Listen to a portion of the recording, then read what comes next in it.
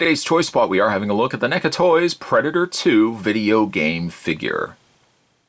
Correct spot if he's wrong, but I don't believe this is actually Nintendo release of Predator 2. I think it might be the Sega Genesis. The reason why I say that is because the seal that's down below. It's not the actual Nintendo seal. It says official NECA quality, or seal of quality. This is recommended for ages 17 and up. It does contain small parts not for children under 3 years of age. Of course, much like all the other video game release figures from NECA Toys, the box has that distressed, old kind of look to it, as if you would have found it at a flea market or garage sale. I still love the presentation of these boxes. Almost the argument as to why you would want to keep these things in boxes. Also, the other reason for that is because you could technically open up the inside and be able still to see the Predator inside.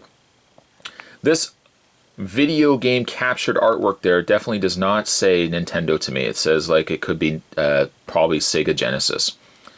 There is a health bar on the side, little points up the top there as well. But you can see everything that's visible on the Predator. On the back of the package, it says silent, visible, invincible. Actually, that says silent, invisible, invincible. The Predator is in town with a few days to kill. It comes from distant world, invisible.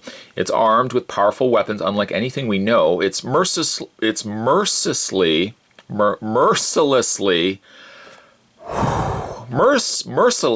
stalks humans for sport. As Lieutenant Harrigan, it's up to you to rescue innocent people from the clutches of the evil drug gangs before they become trophies of the Predator. Search the streets, rooftops, and subways until you confront it.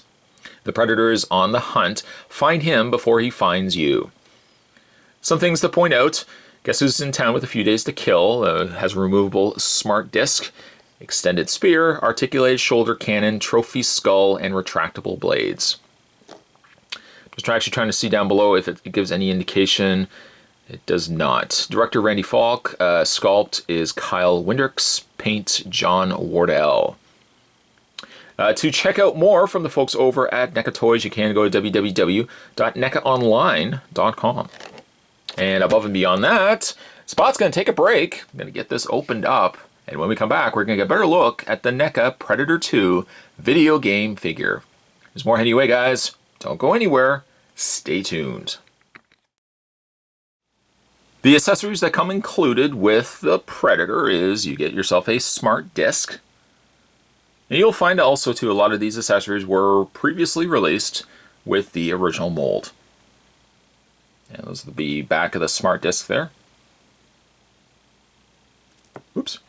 Try not to also drop it. If you prefer to have the Predator holding it, or not so much holding it, but keeping it tucked away, you can also attach, not well, mind you, but you can also attach it to the inside of his leg. It's supposed to really sit snugly in there. Any bit of tapping, it will actually fall out quite easily. Predator also comes with a trophy skull.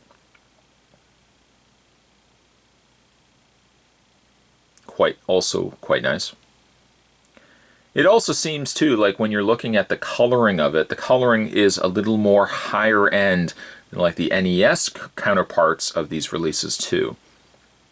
Again, more something similar to Sega Genesis, or even for that matter, like a TurboGrafx 16. And lastly, the Predator also has an extendable spear. Now it doesn't extend, mind you. One side though is colored in this dark purpley gray. The other side, almost this kind of tan brown color. Quite nice, and it goes really with the overall color scheme of the Predator as well. We'll put those to the side. The Predator itself, very nice. Utilizing an existing mold, they have released this piece before. Of course, now colored in this very cool color scheme. The first NES Predator that we had a look at, if you remember, had very cool blue tones. In fact, the blue that you see on the shoulder pad here mirrored very much the overall color of that Predator. It also had some purples in it, some lights, and some dark blues. This one is very different in the sense that the majority of the color on this Predator is more this purple color. as you can see.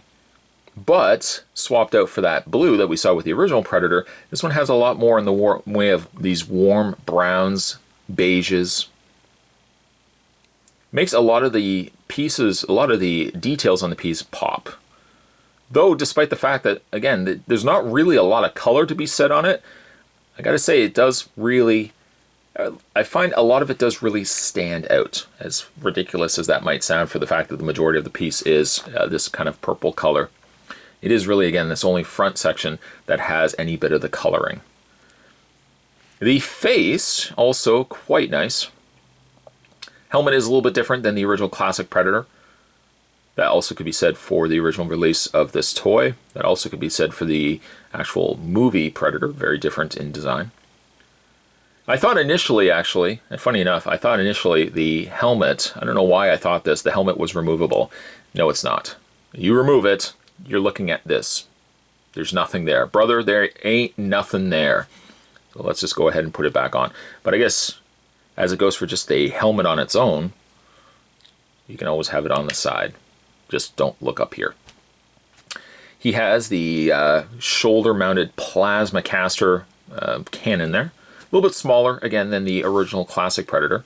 He's got a little sash on the side. He's got actually a couple of different sashes, little pockets on the side there. And he has his gauntlet. Now, his gauntlet doesn't open, but he does have the extendable blades. That still has carried over. He also has a section down below in his leg that looks like it's a sheath that could have actually housed the blade, but he doesn't actually come with any other weapons than the ones that you've seen. In the way of the articulation on Predator, it is the newer articulation, so luckily articulation is a little bit better than the original V-cut swivels that the original Predators used to have. Articulation, he has a ball joint in the head, hinge joint arms, so they rotate all the way around as well as hinge out. He does have a bend in the elbow, which also rotates at the forearm. He has a ball joint in the hand. I guess if you technically want to count the blades, they do have articulation. The waist, from first glance, looks as if it's a ball joint, but it doesn't really hinge up and down all that much. And as for the legs, this is where everything gets a little more improved. Legs go forward to back, but they also split out. He has a double bend at the knee, and finally, he's got a ball joint in the foot.